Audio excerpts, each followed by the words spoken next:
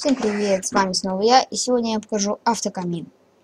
Для этого нам понадобится редстоун, гибкий поршень, адский камень, раздатчик, кнопку, стеклянная панель, каменная кладка, это любой один блок, и огненный шар. Сначала поставим любой блок длиной в 5 блоков. На самый конец ставим раздатчик. Кладем в него огненный шар.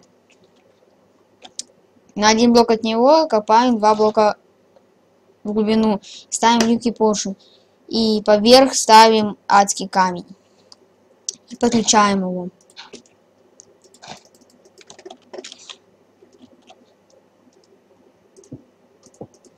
Работает. Так. И еще забыл сказать, надо поставить блок рядом с раздатчиком и положить на него кнопку. Вот. Осталось только закрыть все. Тут можно оставить для загрузки.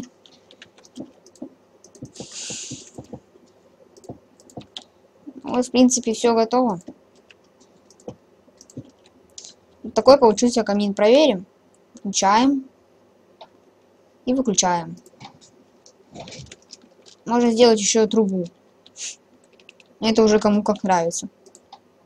И очень получится. Дым идет. Всем спасибо за просмотр. Подписывайтесь на мой канал.